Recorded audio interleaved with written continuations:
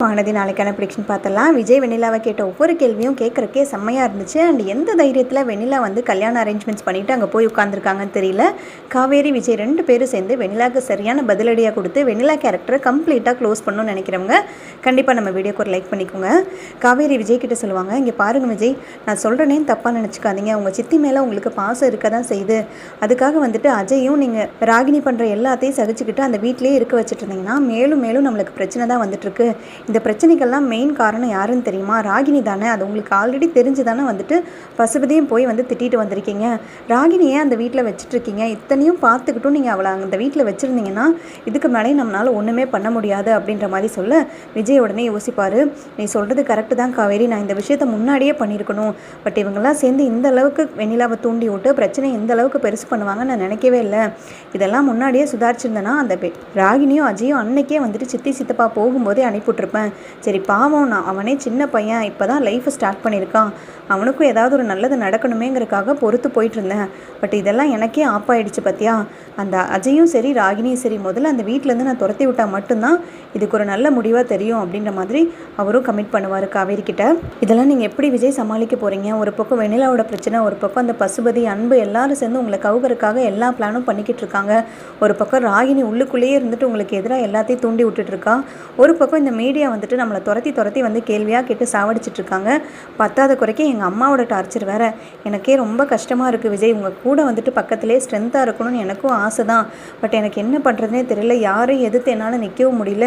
அது போக இந்த மாதிரி சமயத்தில் வந்து நான் எதையும் ஃபோர்ஸ்ஃபுல்லாக பண்ணவும் கூடாது. நம்ம குழந்தைக்கும் அது ஆகாதுங்கிறதுக்காக தான் நான் பொறுமையாக இருக்கேன் அப்படின்ற மாதிரி சொல்ல, நீ இவ்வளோ நாள் பொறுமையாக தானே காவேரி இருந்தா. இவ்வளோ நாள் உன்னோட சப்போர்ட்டை நான் எதிர்பார்க்கல.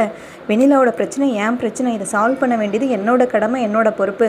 நீ எடுத்து உன் தலையில் போட்டுக்கவே வேண்டாம். அது போக நீயும் பாப்பாவும் ஹெல்த்தியாக இருக்கணும்.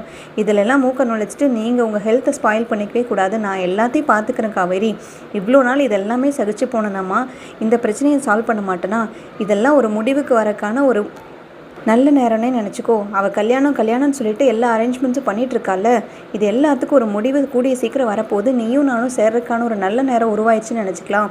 ஆனால் உங்ககிட்ட நான் ஒன்றே ஒன்று சொல்கிறேன், கேட்டுக்கோ காவேரி. எக்காரணத்தை கொண்டும் நீ தனியாக போயிடாத.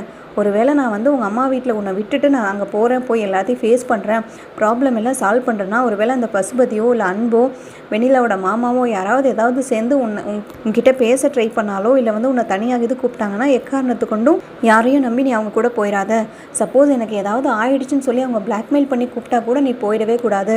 ஏன்னா உன்னை ஏதாவது பண்ணிவிட்டு பிளாக்மெயில் பண்ணி கல்யாணத்துக்கு வேண்டி என்னை த்ரெட்டன் கூட பண்ணலாம்.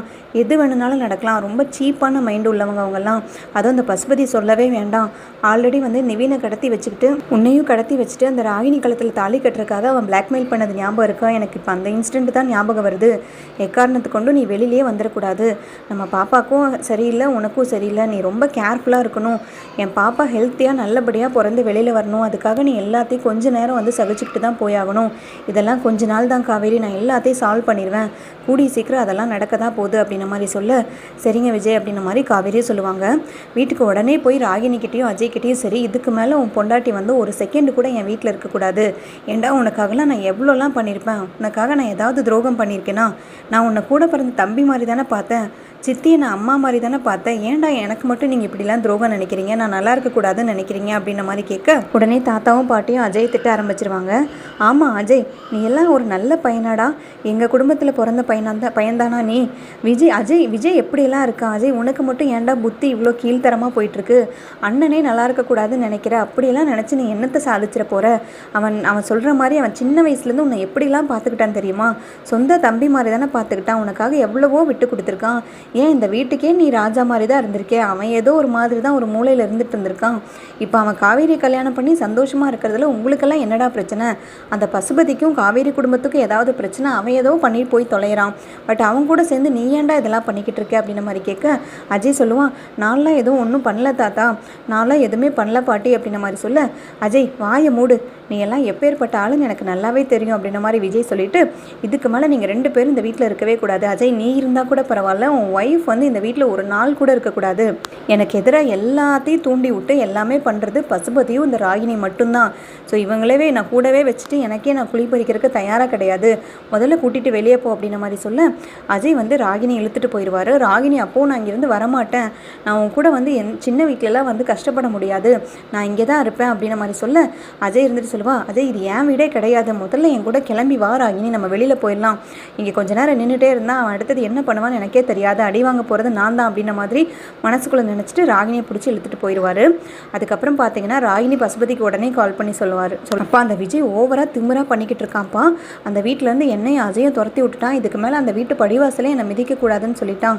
இப்போ என்ன பண்ணுறதுனே தெரியலப்பா, வெண்ணிலாவும் வெண்ணிலாவோட மாமாவும் வேறு அங்கே இருக்காங்க, இவங்களுக்கு எப்படி ஐடியா கொடுக்கறது, என்ன பண்ணுறதுன்னு எனக்கு சுத்தமாக புரியல. எனக்கு எவ்வளோ அசிங்கமாக போச்சு தெரியுமாப்பா, எனக்கு ஏதோ வீடே இல்லாத மாதிரி நான் ஏதோ ஒரு பிச்சைக்காரி மாதிரி என்னை வீட்டை விட்டு வெளியில் போன்னு கழுத்தை பிடிச்சி தள்ளாத குறையாக அனுப்பி விட்டுட்டான்.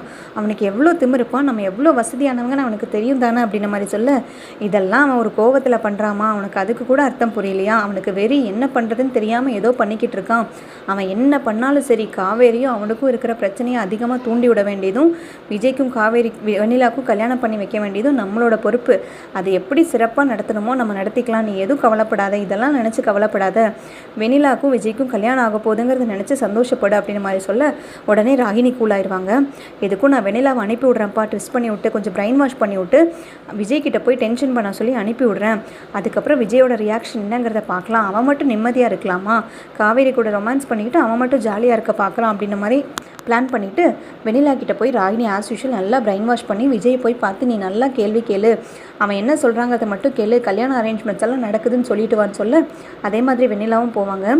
வெண்ணிலா போனது விஜய் பார்த்ததுமே பயங்கர டென்ஷன் ஆயிடுவார். உன் மூஞ்சி பார்க்கவே எனக்கு அருவருப்பாக இருக்குது, எவ்வளோ தைரியம் இருந்தால் நீ காவேரிக்கிட்டேயே போய் பேசியிருப்ப, எனக்கும் உனக்கும் கல்யாணம் ஆக போதான், என்ன பைத்தியமா, நீ ஆல்ரெடி பைத்தியத்துலேருந்து தானே தெளிவாகி வந்திருக்க, நீ பேசாமல் மெமரி லாஸ்லேயே இருந்திருக்கலாம், உன்னைக்கு ஏன் தான் குணமாச்சுன்னு நான் இப்போ வருத்தப்படுறேன், உன்னை இந்த வீட்டுக்கு கூட்டிகிட்டு வந்ததே காவேரி தான், பட் அவளையே வந்துட்டு நீ இவ்வளோ சீப்பாக ட்ரீட் பண்ணியிருக்க, இவ்வளோ சீப்பாக பேசியிருக்க, என்கிட்டயே வந்து காவேரியை டிவோர்ஸ் பண்ணிவிட்டு என்ன கல்யாணம் பண்ணிக்கோன்னு கேட்குற, நீ எல்லாம் ஒரு பொண்ணா, உன்னை பார்த்தாலே எனக்கு அருவருப்பாக இருக்குது, உன்னை பார்க்குறக்கே எனக்கு வெறுப்பாக இருக்குது அப்படின்ற மாதிரி சொல்ல உடனே வெண்ணிலா பயங்கர டென்ஷன் ஆயிடுவாங்க. ஏன் விஜய் நீங்கள் என்னை எப்படிலாம் லவ் பண்ணீங்க, என்னை ரசித்து லவ் பண்ணும்போதெல்லாம் இந்த வெண்ணிலா பிடிச்சிது, இப்போ இன்னொருத்தி உங்கள் லைஃப்பில் வந்ததுக்கப்புறம் நான் ஆகாதவள் ஆகிட்டேன்னா என்னை பிடிக்காமல் போயிடுச்சா, என் ஃபேஸை கூட உங்களுக்கு பார்க்க பிடிக்கல அப்படின்ற மாதிரி சொல்ல ஆமாண்டி உன் ஃபேஸை எனக்கு பார்க்க பிடிக்கல தான், உன்னை பார்த்தாலே வெறுப்பாக தான் வருது எனக்கு, நீ எல்லாம் ஒரு பொண்ணான்றதே எனக்கு கேவலமாக இருக்குது, உன்னை போய் லவ் பண்ண பாருங்கிறதுக்கு வேண்டி அருவருப்பாக நினச்சிட்ருக்கேன், ஏதோ லவ் பண்ண குறைக்காக வந்து உன்னை குணப்படுத்தியிருக்கேனே தவிர உனக்கும் எனக்கும் எந்த கான்டாக்டும் கிடையாது, என் காவேரி தான் எனக்கு எல்லாமே, காவேரி இல்லாத ஒரு செகண்ட் கூட என்னால் நினச்சி கூட பார்க்க முடியாது, காவேரி வயிற்றுல அப்படின்னு சொல்லி ஸ்டார்ட் பண்ணுவார். உடனே வந்துட்டு அப்படியே முழுங்கிடுவார். காவேரி வந்து குழந்தை விஷயத்தை யார்கிட்டேயும் சொல்லி ஒரு பகடக்காயாக யூஸ் பண்ணி நம்ம 2 பேரும் சேரக்கூடாதுங்கிறத ஞாபகம் வரும் அவருக்கு. அப்படியே வந்துட்டு வாயை அடக்கிட்டு நீ முதல்ல இந்த வீட்டிலேருந்து வெளியில் போ, உனக்கு எனக்கும் சம்மந்தமே கிடையாது அப்படின்ற மாதிரி சொல்ல உடனே வெண்ணிலாவோட மாமா என்ன விஜய் இப்படிலாம் பேசுகிறீங்க, ஒரு பொண்ணுக்கிட்ட இப்படியெல்லாமா நடந்துக்குவீங்க அப்படின்ற மாதிரி சொல்ல நீ முதல்ல வெளியில் போயா, எல்லாத்துக்கும் காரணம் நீ தான், அன்றைக்கி நான் உன்கிட்ட என்ன சொன்னேன், இவ்வளோ ஒழுக்க மரியாதையாக கூட்டிகிட்டு போயிருந்தேன்னு சொன்னேன், அதுக்கப்புறம் இத்தனை பிரச்சனையை பண்ணது நீ தானே, அதுக்கு மரியாதை வேறு கொடுத்து பேசுவாங்களா, என் வீட்லேயே நின்றுட்டு என் பொண்டாட்டியே தப்பாக பேசினா உங்களுக்கு மரியாதை கொடுத்து கிழிப்பாங்களா அப்படின்ற மாதிரி விஜய் வாய் கொஞ்சம் பேட் வேர்ட்ஸ் யூஸ் பண்ண உடனே வெண்ணிலாவோட மாமா அப்படியே வந்துட்டு ஸ்டாப் ஆகிடுவார். உடனே வெண்ணிலா சொல்லுவாங்க நான் இப்போ சொல்கிற கேட்டுக்கோ விஜய், உன்னை எப்படினாலும் நான் அடைஞ்சே தான் தீருவேன், உனக்கும் எனக்கும் கல்யாணம் நடந்தே தான் தீரும், அதுக்கு நான் எவ்வளோ பெரிய ரிஸ்க் எடுக்கிறதுனாலும் தயாராக இருக்கேன், நான் என்ன வேணுனாலும் பண்ணுவேன், நாளைக்கு உனக்கும் எனக்கும் கல்யாணம் நடந்தே தீரணும், நான் பட்ட கஷ்டத்துக்கு என் அப்பா அம்மாவை இழந்ததுக்கு எல்லாத்துக்கும் நீ பதில் சொல்லி தான் ஆகணும், நீ மட்டும் என்னை கல்யாணம் பண்ணிக்க முடியாதுன்னு சொல்லிடுவியா, அதுக்கப்புறம் என்ன நடக்குதுன்னு மட்டும் பாரு, நீ பண்ண எல்லா பாவத்துக்கும் தண்டனை அனுபவிச்சு தான் ஆகணும், என் அப்பா அம்மாவை கொலை பண்ண முயற்சி பண்ணதே நீ தானே, நீ தூண்டி விட்டு தானே அத்தனையும் நடந்துச்சு, அது எல்லாமே எனக்கு தெரியும், தெரிஞ்சிருந்தும் உன்னை லவ் பண்ண ஒரே காரணத்துக்காக தான் நீ வேணும்னு நான் சொல்லி கேட்டுட்ருக்கேன், இதுக்கு மேலேயும் வந்துட்டு என்னை வேண்டான்னு சொல்லிட்டு இருந்தேன், நான் என்ன பண்ணுவேன்னு எனக்கே தெரியாது, அதுக்கு மேலே நான் பொறுப்பே கிடையாது, கிளம்புறேன் அப்படின்ற மாதிரி சொல்லிட்டு வெண்ணிலா கிளம்பிடுவாங்க. உடனே வந்துட்டு தாத்தாவும் பாட்டியும் ரொம்ப அப்செட் ஆகிடுவாங்க. விஜய்கிட்ட என்னப்பா இதெல்லாம், இவன் இந்த அளவுக்கு கேவலமாக பிஹேவ் பண்ணுவான்னு தெரிஞ்சிருந்தா அன்னைக்கு காவேரி இந்த வீட்டுக்குள்ளே இவளை கூட்டிகிட்டு வரும்போதே நான் தடுத்துருந்துருப்பேனே, இவன் நல்லா தானப்பா இருந்தா, இவன் ஏன்ப்பா இவ்வளோ கேவலமாக மாறிட்டா அப்படின்ற மாதிரி தாத்தா கேட்க எனக்கும் தெரியல தாத்தா, வெண்ணிலா தான் இப்படிலாம் பேசுகிறாளா, நான் பழகிற காலத்தில் இவளோட இந்த முகத்தை காட்டாமல் மறைச்சி வச்சுருந்தாளா எனக்கு ஒன்றுமே புரியல, எனக்கு என்ன பண்ணுறதுன்னு தெரியல, எதுக்கும் காவேரி நான் சேஃபாக இருக்க சொல்லணும் தாத்தா, இப்போதைக்கு காவேரியோட சேஃப்டி தான் எனக்கு முக்கியம், இவங்கெல்லாம் சேர்ந்து காவேரி என்ன வேணும்னாலும் பண்ணலாம். அந்த பசுபதி, அஜய் எல்லாருமே கூட்டணி போட்டிருக்காங்க தாத்தா. நம்ம குடும்பத்துக்கு எதிராகவும் எனக்கு எதிராகவும் எது வேணும்னாலும் பண்ணுறதுக்கு தயாராக இருப்பாங்க. பத்தாத குறைக்கு இந்த ராகினி வேற நம்ம வீட்டை விட்டு அனுப்பி விட்டுட்டோம்ல, அந்த வெறியில் என்ன வேணும்னாலும் அந்த பசுபதி பண்ணுவான். எப்போதைக்கு நீங்கள் சேஃபாக இருங்க, நீங்கள் 2 பேரும் இங்கே சேஃபாக இருங்க, காவேரியும் அங்கே நான் சேஃபாக இருக்க சொல்கிறேன். எப்படி என்ன மீறி வந்து நான் தாலி கட்டிடுவேன் அவள் கழுத்துலன்னு பார்த்துட்றேன். அவள் கழுத்தை நெரிச்சு கொன்னாலும் கொல்லுவனே தவிர அவள் கழுத்தில் தாலி கட்டுறது இந்த ஜென்மத்தில் நடக்கவே நடக்காது. இந்த ஜென்மம் இல்லை, இன்னும் எத்தனை ஜென்மம் எடுத்தாலும் எனக்கு காவேரி மட்டும்தான் பொண்டாட்டி. அவள் கூட மட்டும்தான் என் லைஃபு. எங்கள் 2 பேர்த்தையும் சேர்த்து வச்சதே அந்த விதி தான். ஸோ விதியை மீறி எதுவுமே நடக்க போகிறதில்ல. எனக்கு எல்லாமே காவேரி தான் தாத்தா, நான் பார்த்துக்கிறேன் அப்படின்ற மாதிரி சொல்லிட்டு ரொம்ப போல்டாக விஜய் கிளம்புவார்.